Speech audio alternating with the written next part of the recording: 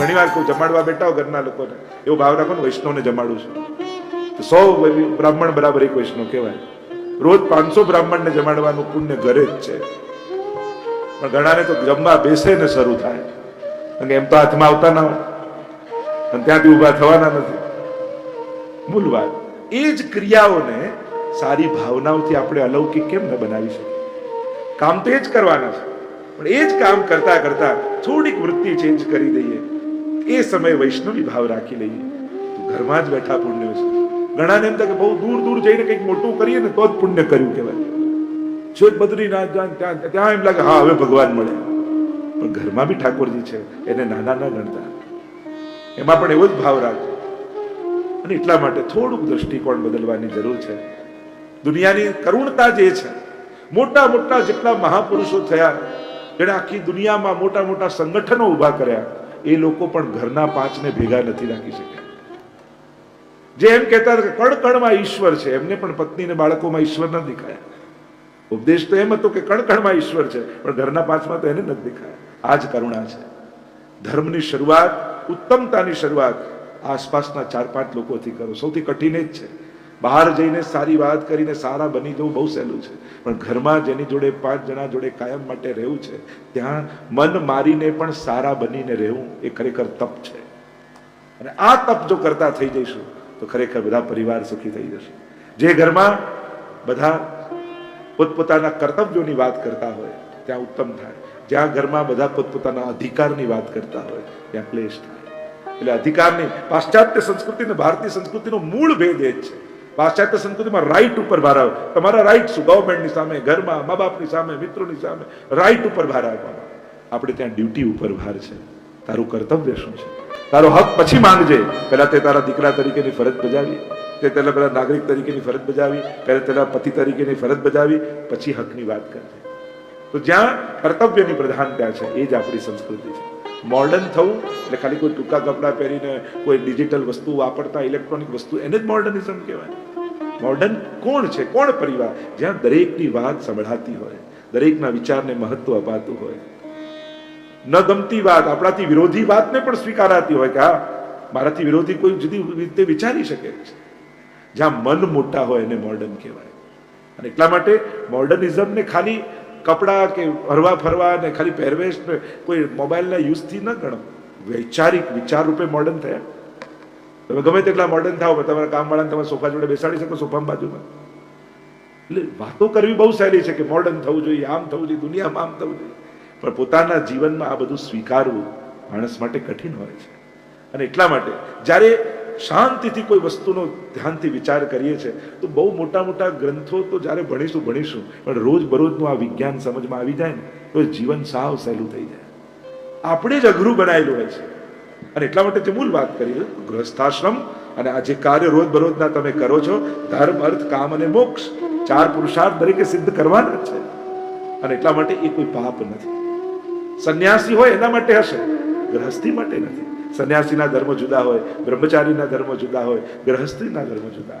આપણે ગૃહસ્થ વૈષ્ણવ છીએ, પરિવારમાં રહીએ છીએ, કુટુંબમાં રહીએ છીએ, અને આદર્શ પરિવારથી જ આદર્શ દુનિયા બનવાની છે. દુનિયા ઉત્તમ થાય, શાંત થાય, શ્રેષ્ઠ થાય એનો પ્રયાસ કરીએ છીએ, પણ જ્યાં સુધી પરિવારો શ્રેષ્ઠ નહીં બને ત્યાં સુધી દુનિયા ક્યાંથી થશે? અને એટલા માટે સમાજને હંમેશા ઉત્તમ વિચારોની જરૂર પડતી જ હોય છે. શ્રેષ્ઠ વિચારો સમાજમાં ફરતા રહેવા જોઈએ, અને તો જ સમાજ શ્રેષ્ઠ તરફ જાય. તો જે વાત કરી રહ્યા છે આગળ, ગોપીનાથ દાસ ગ્વાલની વાર્તા આવી. ઠાકોરજી હંમેશા શ્રીનાથજી બાબા, કુમનદાસ, કૃષ્ણદાસ, ગોપીનાથ ગ્વાલ આ બધાને સાથે લઈને ખેલવા રોજ બપોર પડે એટલે જાય શ્રીનાથજી બાબા. રોજ છાક લીલા થાય, બધા સખાવ તો લઈને આવે, પણ શ્રીનાથજી કઈ લઈને ન જાય. એટલે ગોપીનાથ ग्वाल आदि ये कहूं कि लालन, अरे श्रीजी बाबा हम तो सब घर से छाक लेके आवे, तुम तो कभी लेके आओ, અમે તો બધા લઈ લઈને આવીએ છીએ, તમે તો ક્યાં ખાલી હાથે જાઓ છો? અને ત્યારે શ્રીનાથજી બાબા બીજા દિવસે છાક લીલા કરી તો 8 નંગ ભંડારમાંથી લઈ ગયા, અને ભંડારમાંથી લઈ ગયા અને ગોપીનાથ દાસ ગ્વાલને આપ્યા. ગોપીનાથ ગ્વાલને, અને એમને થયું કે અરે શ્રીનાથજી બાબા ક્યાંથી લાવ્યા? અને લઈને ત્યાં બતાવવા ગયા ગુસાઈજી. કૃષ્ણદાસની વાત કરી કે આ રંગ તો ઠાકોરજી લઈ ગયા. એટલે હવે થયું કે આ કંઈ પણ ગડબડ થાય એના કરતા શ્રીનાથજી બાબાનો નેક ભોગ બાંધી દો. એટલે આપણને ખબર પડે કે કેટલી સામગ્રી આરોગાઈએ છે અને શ્રીજી આરોગે છે કે નહીં. અને ત્યાર પછી નેગભોગ નક્કી કરવામાં આવે. જો આપણે ત્યાં બે પ્રકારની સામગ્રી હોય, એક નેગભોગ એટલે કે રોજ આટલું તો ધરી શકે, અને બીજું અધકીની સામગ્રી, ઉત્સવની સામગ્રી, કે આજે ચલો મારો જન્મદિવસ આવ્યો તો રોજ આટલું તો ધરું છું, પણ આજે અધકી વધારામાં આ ધરું ઠાકોર, આજે આ ઉત્સવ આવ્યો તો અધકીમાં આ ધરું છું. તો આપણે ત્યાં એ રીતે હવેલીના મંદિરોમાં, ઘરની સેવામાં એ રીતનો ક્રમ હોય છે. દરેક વૈષ્ણવે ઠાકોરજીનો નેગભોગ એક નક્કી કર્યો કે આટલી કટોરીમાં મિશ્રી, આટલી કટોરીમાં સૂકો મેવો, આટલી કટોરી દૂધ, આટલું તો મિનિમમ ધરીશ ઠાકોરજી. અને બને તો નેગભોગ ઓછો નહીં કરવો. જે આપણે નેગભોગ નક્કી કર્યો હોય બને તો એ ઘટાડવો નહીં, કારણ કે એ પ્રભુને નિશ્ચિત છે. અને જ્યારે કોઈ ઉત્સવ આદિ આવે ત્યારે વિશેષ સામગ્રી ધરી. જો ઠાકોરજીને ધરી ન હોય ત્યાં સુધી એને સામગ્રી કહેવાય, એને પ્રસાદ ના કહેવાય. ઘણા લોકો લાવો પ્રસાદ ધરાવો ઠાકોરજીને, પ્રસાદ થઈ ગયો પછી ધરાવશો. ધર્યું ના હોય ત્યાં સુધી સામગ્રી કહેવાય. આરોગ્ય લીધા પછી પ્રસાદ કહેવાય, અને આરોગતા હોય ત્યારે ભોગ કહેવાય. હમણાં ભોગ આવ્યો છે ત્યારે આપણે એમ કહીએ કે આ સામગ્રી આવી છે, એમ નથી બોલતા. કાંઈ પણ ધર્યું હોય ત્યારે આરોગતા હોય એ સમયે આપણે શું બોલતા હોય? ભોગ ધર્યો છે. એટલે આ ત્રણ એક શબ્દનો વિવેક આપણે જ્યારે ઠાકોરજીને આરોગ આવતા હોઈએ, સામગ્રી, ભોગ અને પ્રસાદ. જ્યારે પ્રભુ સરાવીને લાવે ત્યારે પ્રસાદ બને. પ્રભુની પ્રસન્નતા, પ્રભુનું અધરામૃત એમાં ભળે. અને એટલા માટે આપણે ત્યાં આ બધા શબ્દોના વિવેક છે. તો એનો પણ પ્રયાસ કરવો. જ્યારે બોલવામાં આપણે પ્રયાસ કરીશું કે આ જ શબ્દ પ્રયોગ કરવો છે, કારણ કે જ્યારે પણ આ નાની નાની વાત પણ આપણે ધ્યાન રાખતા હોઈએ છીએ. પ્રભુને જ્યારે સામગ્રી ભોગ ધરીએ તો કઈ રીતે સિદ્ધ કરીને સજાવીને રાખવી, તમે તેઓ ઢગલો નહીં કરી દેવો. ઠાકોરજીને છૂટા પાડવામાં જ 20 મિનિટ જતી રહે, એટલામાં તો સરાવવાનો સમય થઈ જાય. પ્રભુ થાય કે હજી તો આરોગવાનો જ બાકી હતો. તો સુંદર આપણે 4 વસ્તુ કહીએ ને, શુદ્ધ કરવું, સિદ્ધ કરવું, સાજવું અને સમર્પવું. ભોગ ધરવામાં 4 વસ્તુ યાદ રાખવી. પહેલા શુદ્ધ કરો, પછી કાપી એમ ન કહેવાય, સિદ્ધ કરીને લાવો, પછી સાજો એને સુંદર રીતે સજાવો, અને પછી કાની આપીને સમર્પો. આપણે ત્યાં ભોગ તો ધરીએ છે, ભોગ ઠાકોરજી સામે બધો જ સજાવી દીધો, પણ પ્રભુ ક્યારે આરોગે? જ્યારે આપણે કાની આપવાનો વિવેક છે કે મહાપ્રભુજીની, ગુસાઈજીની, ગુરુદેવની, 84-252 વૈષ્ણવની, સમસ્ત બ્રજભક્તોની કાનીથી પ્રભુ પ્રેમપૂર્વક આરોગજો. આ રીતે કાની આપવામાં આવે, અને પછી ટેરો લઈ દંડવત કરી અને પછી બહાર આવવામાં આવે. આ આપણો ભોગ ધરવાનો વિવેક છે. તો જો ભોગ ધરતાય આવડવું જોઈએ અને સરાવતાય આવડવું જોઈએ. કઈ રીતે આચમન કરાવાય, કઈ રીતે ભોગ સરાવાય, એનો એક વિવેક છે. તો આ નાના નાના વિવેક સાથે અને આપણે જ્યારે સેવા કરીએ છીએ ત્યારે પ્રભુને અતિ સુખ થાય છે. આમ ગોપીનાથ ગ્વાલ દ્વારા આ રીતે નંગ આપવામાં આવ્યા અને નેગભોગ ઠાકોરજીનો નક્કી થયો. અને નેગભોગ દ્વારા નિત્ય ઠાકોરજીને એટલી સામગ્રી આવે, અને પછી કોઈ વૈષ્ણવનો મનોરથ હોય તો એ અધકીની સામગ્રી ઠાકોરજી આરોગે. લચ્છો ગુજરીની વાર્તા આવી, દહીં ભાત આરોગ આવતી, અને દહીં ભાત આરોગતા ઠાકોરજીને અતિ પ્રિય લાગતો, અને નિત્ય રાજભોગમાં દહીં ભાત ધરવાની આજ્ઞા શ્રીનાથજી બાબાએ કરી. એટલે ઠાકોરજીને રોજ દહીં ભાત, ઉત્સવ આવે ત્યારે 5 ભાત ઠાકોરજી આરોગતા હોય છે. આપણે ત્યાં કોઈ પણ ઉત્સવ આવે ત્યારે 5 ભાત જરૂર કરવામાં આવે. સકડી ભોગાદી ધરતા હોય એમને ખ્યાલ હશે. અષ્ટછાપની રચના ગુસાઈજી પ્રભુચરણે વિક્રમ સંવત 1602 ગુસાઈજી પ્રભુચરણે કરી. અષ્ટસખામાં પહેલા વિષ્ણુદાસ છીપાને લીધા, અને ત્યારબાદ નંદદાસ શ્રી ગુસાઈજીના શરણે આવ્યા. સ્ત્રીના રૂપમાં આસક્ત હતા, પણ ખબર નહીં આ રૂપાશક્તિ તો શ્રીજીના મુખારવિંદની હતી. પણ ક્યાંક એને આભાસ થયો અને ત્યાં જ બેસી ગયા. આખી વાર્તા પ્રસંગો પણ લેતો નથી, આખો સુંદર વાર્તા છે. નંદદાસજીને, તુલસીદાસજીના કઝિન બ્રધર નંદદાસ, અને એ પતિ પત્નીને એમ થયું કે આ યુવાન આટલો મોહિત થયો છે, શું કરીએ? તો કે ગુસાઈજી પાસે જઈએ. અને પાછળ પાછળ નંદદાસ ચાલે છે. જ્યાં ગુસાઈજીના દર્શન થયા, બુદ્ધિ નિર્મલ થઈ ગઈ. સમજાઈ ગયું રૂપાશક્તિ તો પ્રભુ માટે હતી, આ તો ક્યાંક પ્રભુની આભાસ દેખાયો ને ત્યાં આસક્તિ થઈ ગઈ. નંદદાસ રૂપ મંજરીનો અદ્ભુત પ્રસંગ છે. સાક્ષાત રાસલીલાના પ્રગટ દર્શન થઈ રહ્યા છે. નંદદાસ નાચે નિપટ નિકટ. અને જ્યારે આ પદ બાદશાહે સાંભળ્યું કે આવું કઈ રીતે થઈ શકે, કે આંખની સામે રાસલીલા કેમ થઈ છે, મારે જોવી છે, હું પૂછીશ, એમને બતાવવું પડશે મને. અને ત્યારે પ્રાણોના ત્યાગ કર્યા. આખા જે અદ્ભુત લીલાના પ્રસંગો છે. નંદદાસજી પણ અષ્ટસખામાં જોડાયા. અષ્ટસખાની રચના ગુસાઈજી પ્રભુચરણ દ્વારા થઈ. બધાને એક એક સમયની સેવા કીર્તનની સોંપવામાં આવી. અને હવે તો રોજ ઠાકોરજીનો વૈભવ એવો વધ્યો. મંગળામાં કોઈ કીર્તન કરે, શિંગારમાં કોઈ કીર્તન, 8 સખાઓ અષ્ટયામ સમયે કીર્તનની સેવા કરવા લાગ્યા. એટલે જ આપણે ત્યાં રાગ, ભોગ અને શૃંગાર આ ત્રણેય દ્વારા સેવા થાય છે. આ ત્રણેય વસ્તુ જો લૌકિકમાં વ્યક્તિ પડી જાય રાગ, ભોગ, શૃંગારમાં, તો પતન થઈ જાય. તો ત્રણેય જે પતન કરનારી હતી ગુસાઈજી એને ઉદ્ધારક બનાવી દે. આ રાગમાં પડ્યો તો કે તને રાગમાં આસક્તિ છે તો ઠાકોરજીના કીર્તન ગા. કેવા સુંદર સુંદર રાગોમાં રચાયેલા પદો છે. તને ભોગમાં આસક્તિ છે તો રોજ રોજ નિત્ય નવીન સામગ્રી કરીને ઠાકોરજીને ધરાવો. તને શૃંગારમાં આસક્તિ છે તો પ્રભુના સુંદર સુંદર શૃંગાર કર. તો આજ રાગ ભોગ અને શૃંગાર ઉદ્ધારક થઈ ગયા. આગળ અજબ કુંવરીબાઈની કથા આવી.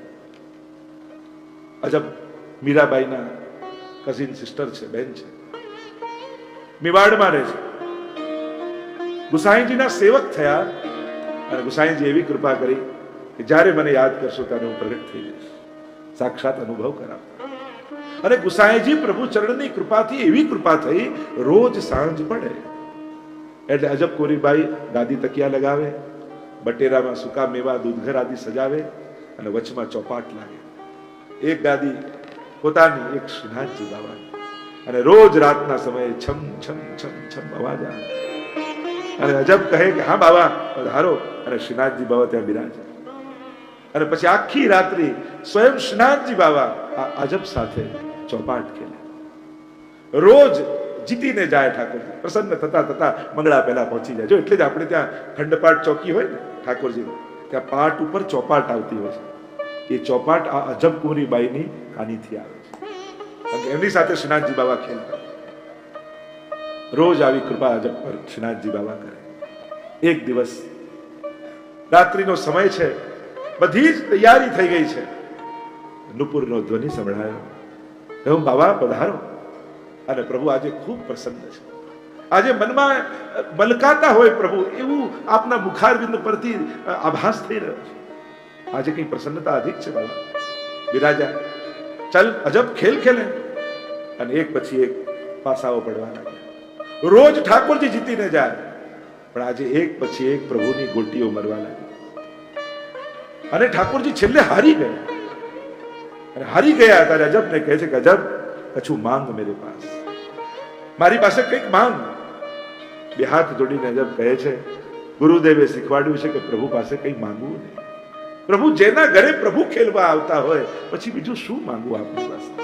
મારા ઉપર જયારે પ્રભુની આવી કૃપા હોય પછી માંગવાનું શું રહે? શ્રીનાથજી બાબા કહે કે મારી ઈચ્છા છે કે તું કંઈક માંગે. જયારે શ્રીનાથજી બાબાએ પોતે આમ કહ્યું ત્યારે અજબ કુંવરીબાઈએ કહ્યું કે આપ કહો છો બાબા કે હું આપની પાસે કંઈક માંગુ તો એટલું જ માંગુ છું કે આજ પછી કાયમ માટે આપ અહીં જ રહી જાઓ, અહીં જ રોકાઈ જાઓ. અને પ્રભુએ કહ્યું કે તુને ये कहा मांग लिया, ત્યાં શું માંગી લીધું? કેમ કરીને આ સંભવ થાય? પ્રભુ આપે માંગવાનું કહ્યું એટલે મેં વિનંતી કરી. ત્યારે પ્રભુએ કહ્યું કે હા, તારો મનોરથ ચોક્કસ પૂરો કરીશ, પણ હજી 100 વર્ષ ઉપરાંત સમયની વાર છે. જ્યારે ગિરિરાજજી ઉપર વ્રજવાસીઓ મને અહીંયાથી કાઢવા માટે તત્પર થશે અને ત્યારે હું કાયમ માટે તારા ઘરે આવીને બિરાજીશ. અને આવું વચન સ્વયં શ્રીનાથજી બાબાએ આપ્યું. અને જ્યારે મેવાડ પાછા પધારશે શ્રીનાથજી બાબા, ભવ્ય મંદિર બનાવેલું છે ઉદયપુર ગસ્યાદીમાં, પણ ત્યાં સુધી મંદિર બનતું હતું ત્યાં અજબ કુંવરીબાઈની આ છપ્પરમાં, આ કુટિયામાં આવીને શ્રીનાથજી બાબા રોકાયા. અને પછી કહ્યું મારે તો અહીંયા જ રહેવું છે, અને એટલા માટે 4 ચોક કો મંદિર બનાયો और आप विराजे वालो छप्पर હતા. તો જ્યાં અત્યારે નિજ મંદિર છે શ્રીનાથજી, એ અજબ કુંવરીબાઈની કુટિયા છે કે જ્યાં શ્રીનાથજી બાબા આવીને રોજ ખેલતા. અને એટલા માટે પોતાનું વચન નિભાવવા માટે શ્રીનાથજી બાબા ત્યાં આવીને રહ્યા છે. અને એવું કહેવાય છે કે પાછા શ્રીનાથજી વ્રજમાં પધારશે વર્ષો બાદ. એવું આપણે ત્યાં વચન છે કે શ્રીજી પાછા વ્રજમાં પધારશે. હવે એમ તમે જો વ્યવહારિક દ્રષ્ટિની વાત કરો, એમ જોવા જાવ તો અત્યારે રાજસ્થાનમાં છે અને વ્રજ યુપીમાં છે. કોઈ ગવર્મેન્ટ વાળા, સ્ટેટ વાળા બીજા સ્ટેટમાં જવા દો. પણ એમ કહ્યું કે શ્રીનાથજી બાબા ક્યાં આવીને બિરાજશે? તો ગિરિરાજજીના પૂછરીના ભાગમાં.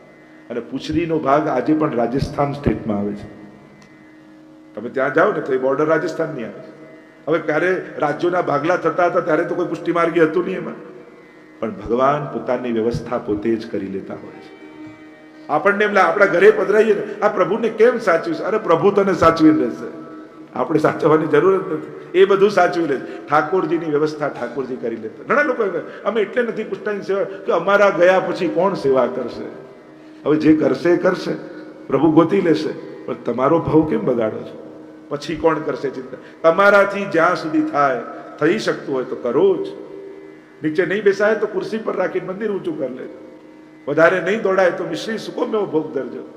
જ્યાં સુધી થાય એટલું તો કરો. લોકો એટલું બધું ભવિષ્યનું લાંબુ વિચારી લે. જો આવું 84-252 વૈષ્ણવે વિચાર્યું હોત તો આજે આટલા નિધિ સ્વરૂપો આપણને મળ્યા હોત.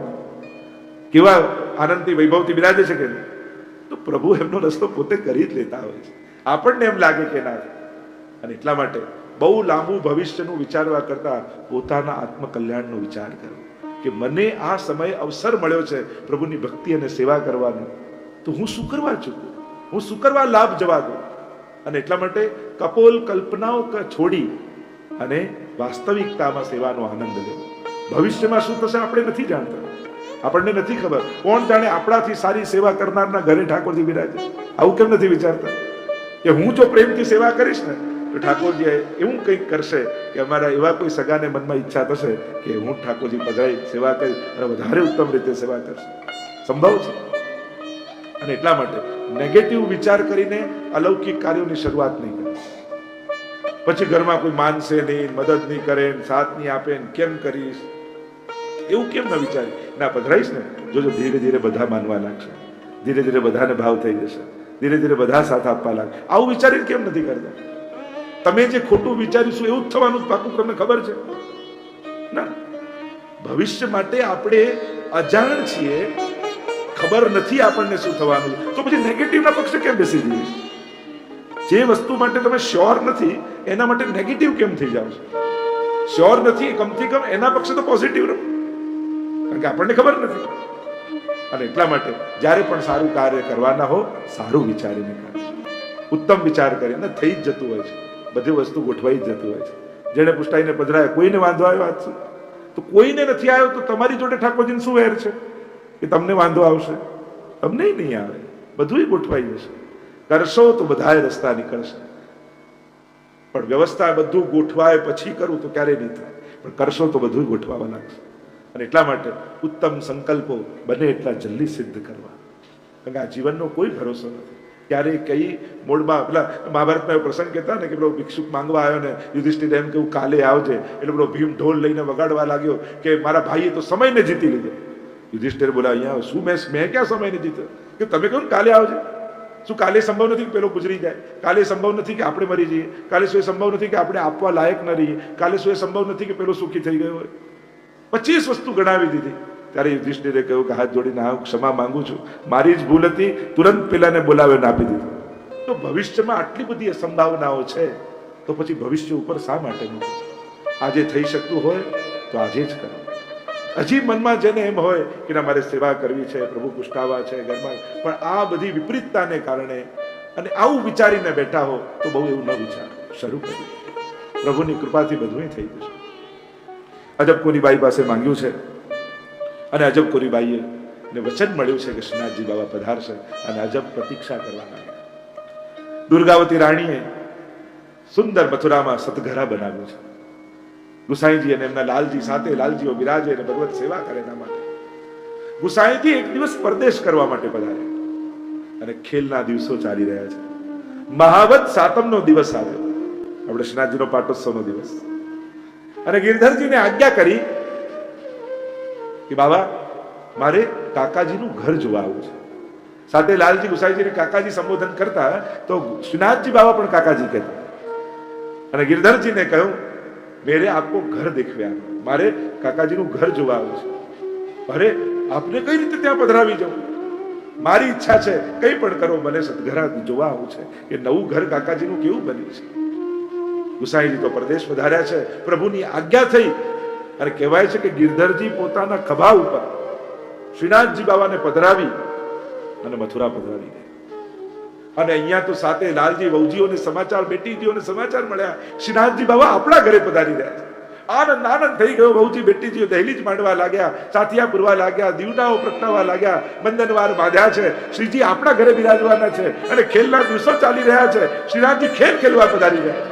આનંદ આનંદ સાથે બહુજી બેટીજી લાલજીઓ બધાને થઈ ગયો છે. બહુજીઓ નિત નવીન સામગ્રીઓ સિદ્ધ કરી રહ્યા છે. શ્રીનાથજી બાબા બિરાજા છે. ખેલના દિવસો છે, મહાવત સાતમનો દિવસ છે અને રોજ નવા નવા ખેલ થાય, નવી નવી સામગ્રીઓ, નવા નવા શૃંગાર બહુજી બેટીજી ધરી રહ્યા છે. શ્રીનાથજી બાબા આનંદ કરી રહ્યા છે અને હોળી ખેલના દિવસોમાં શ્રીજી સાથે હોળી ખેલી રહ્યા છે.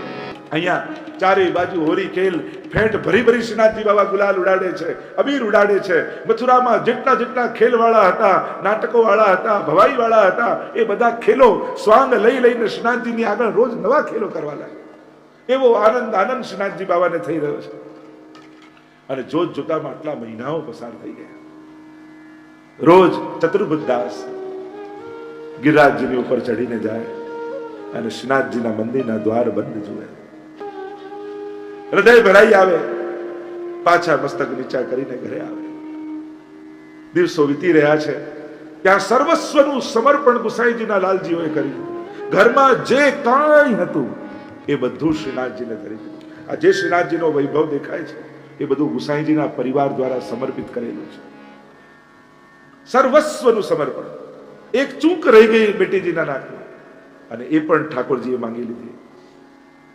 બધાને પોતાનો પરિવાર માનીને શ્રીનાથજી બાબા રહ્યા છે, આનંદ કરી રહ્યા છે. બધાના સઘળા મનોરથો પૂરા થયા છે. અને અહીંયા ચતુર્ભુજદાસનો વિરહ પ્રબળ થતો જાય. આજે ધીમે ડગલે ગિરિરાજજી ઉપર ચડતા ચડતા કદાચ આજે શ્રીનાથજી બાબા પધારી ગયા છે અને ભાવ રાખીને જ્યાં આવ્યા જુએ તો તાળા મંડળ થયેલા છે. હૃદયમાં એવો ઉત્કટ ભાવ થયો, આંખમાંથી અશ્રુ ધારા વહેવા લાગી. એક ક્ષણ આપના વગર રહેવું સંભવ નથી.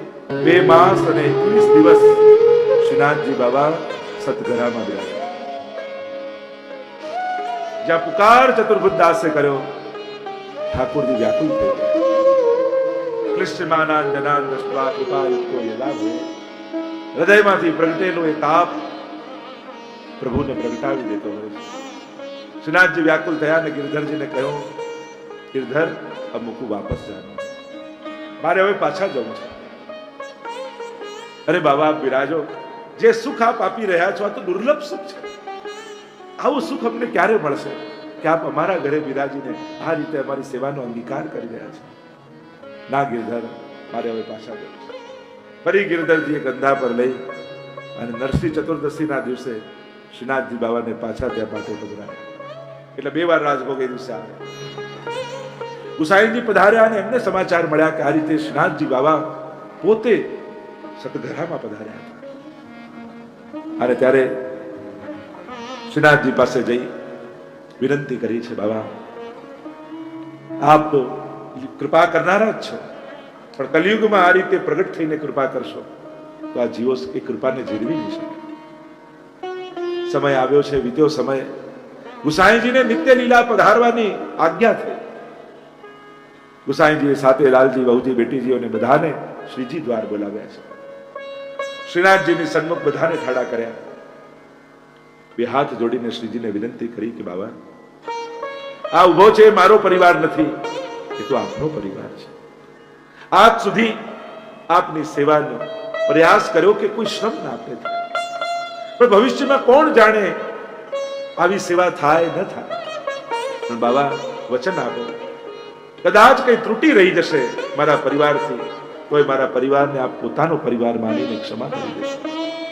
અને ત્યારે શ્રીનાથજી બાબા એટલું બોલ્યા, હા કાકાજી, આપને વચન આપું છું, આપના બાળકો ડાબા હાથે જારી ભરશે તોય પ્રેમથી હું આરોગીશ, પીઠ દઈને ઉભા રહેશે તોય મારો પ્રેમ એમના માટે ઓછો નહીં. કારણ આ પરિવાર આપનો નહીં, આ તો મારો પરિવાર છે. એમ કરીને મેં એમને જાણ્યા છે. મેં ક્યારેય એમને જુદા ગણ્યા નથી. હું તો દરેક વલ્લભ કુલમાં આપને જોઉં છું કાકાજી. વચન આપ્યું છે. અને ગુસાઈજી પ્રભુચરણ ગોવિંદ સ્વામી અને ગિરધરજીને લઈ ગિરિરાજજીની તળેટી પાસે આવ્યા. ગિરધરજીને કહ્યું, તમે અહીંયા જ ઉભા રહી જાઓ. પોતાનો ઉપરણો વૃક્ષ ઉપર લટકાવી અને ગોવિંદ સ્વામીને લઈ શ્રી ગુસાઈજી સદે ગિરિરાજજીમાં પ્રવેશ કરી ગયા. બોલો ગુસાઈજી પરમ દયાળ કી જય, ગુસાઈજી પરમ દયાળ કી જય, ગુસાઈજી પરમ દયાળ કી જય. આવા પરમ દયાળ ગુસાઈજી, તેનું હૃદય એટલું કોમળ છે વાર્તા સાહિત્યમાં તો 252માં તમે જો એટલે કુજરીને સોનાની જારી આપી દીધી. કેટલા જીવોને કૃષ્ણદાસ અધિકારીએ 6 માસનો વિયોગ કરાવ્યો. આપણે ત્યાં તો એવી પ્રસંગ આવે છે કે જ્યારે ગુસાઈજીનો જન્મોત્સવ હતો. કૃષ્ણજીના ચરિત્રમાં જોવા જાવ તો એ પ્રસંગની ગાથા ગાઈ શકાય કે એકવાર ગુસાઈજીનો જન્મોત્સવ આવ્યો અને જન્મોત્સવ આવ્યો એટલે શ્રીનાથજી બાબાએ કુમનદાસ, રામદાસ બધાને ભેગા કર્યા. બાબા શું આજ્ઞા છે? બધાને અચાનક કેમ બોલાવે? કહ્યું કાલે કાકાજીનો જન્મ દિવસ છે, ગુસાઈજીનો જન્મ દિવસ છે. મારો જ્યારે પણ જન્મ દિવસ આવે ત્યારે ગુસાઈજી ખૂબ ધામધૂમથી ઉત્સવ કરે છે અને મારી ઈચ્છા છે કે કાલે જો ગુસાઈજીનો ઉત્સવ છે તો હું એમને ધામધૂમથી જન્મોત્સવ બનાવું. પણ જોજો તૈયારી કરો, પણ ખબર ન પડવા દેતા ગુસાઈજીને કે આપણે એમની તૈયારી જન્મદિવસની કરી રહ્યા. આ સરપ્રાઈઝ પાર્ટી જે તમે આપો છો ને એની શરૂઆત તો શ્રીનાથજીએ જ કરી છે. તો શું કરીશું? કઈ રીતે ઉત્સવ મનાવીશું? અરે ગુસાઈજીનું સ્વરૂપ તો રસરૂપ છે, એટલે રસરૂપ એવી જલેબી સિદ્ધ કરો. દ્રવ્ય ક્યાંથી આવશે? કુમનદાસ કે હું મારી પાડાને વેચી દઉં, એનાથી 4 આના મળે, પેલો કે હું 2 આના આપીશ, પેલો કે હું 4 આના આપીશ. એમ કરીને થોડા દ્રવ્ય ભેગું થયું, એનાથી બધું જ સામગ્રી સિદ્ધ કરી, ખાંડ, ઘી બધું ભેગું કર્યું અને આખી રાત્રિ ભીતરિયાઓને કહ્યું બને એટલી જલેબી સિદ્ધ કરો. 1 2 2.5 1 2 2.5 કહીને જલેબીઓ સિદ્ધ થઈ રહી છે. ટોપલા ને ટોપલા તૈયાર થઈને ભંડાર ગૃહમાં રખાઈ રહ્યા છે અને શ્રીનાથજી બાબા મનમાં આનંદિત છે, મારા ગુસાઈજીનો જન્મ દિવસ છે. રોજ રાજભોગ સુધીનો ક્રમ પહોંચીને પછી ગુસાઈજી અહીંયા શૃંગાર કરવા માટે આવે અને અહીંયા તો આખી રાત્રિ ગુસાઈજીના જન્મોત્સવની તૈયારીઓ થઈ છે. સવાર પડી એટલે બધા જ વૈષ્ણવ આવી ગયા, બંધનવાર બાંધવા લાગ્યા. ગુસાઈજી પધારતા હશે એની તૈયારીઓમાં નાચી રહ્યા છે, કૂદી રહ્યા છે, જન્મોત્સવનો હર્ષો ઉલ્લાસ મનાવી રહ્યા છે. ગુસાઈજીનો પ્રાગટ્ય ઉત્સવનો દિવસ આખા વ્રજમાં આનંદ વ્યાપ્યો છે. ગુસાઈજીની એવી કૃપા દૈવી જીવો પર છે અને સ્વયં શ્રીનાથજી બાબા જે આ ઉત્સવ મનાવવાના છે. આ ઉત્સવના પ્રધાન મનોરથી તો સ્વયં શ્રીજી છે. બધી જ તૈયારીઓ થઈ ગઈ છે, ગુસાઈજી જાણતા નથી. અરે નિત્યની જેમ ગુસાઈજી પ્રભુ ચરણ ગોકુલથી અશ્વ પર સવાર થઈને પધારી રહ્યા છે. રાજભોગ ધરવાનો સમય છે અને કહ્યું ભીતરિયાજીને લાવ સામગ્રી પધરાવો. અને પછી તો ભીતરિયાજી સામગ્રીમાં જલેબીના ટોપલાના ટોપલાના ટોપલાના ટોપલા, એકની ઉપર બીજો, બીજાની ઉપર ત્રીજો, આખા ટોપલાઓથી આખું નિજ મંદિર ભરાઈ ગયું. ગુસાઈજીને આશ્ચર્ય થયું, આજે કયો ઉત્સવ છે કે આટલી સામગ્રી સિદ્ધ કરી છે?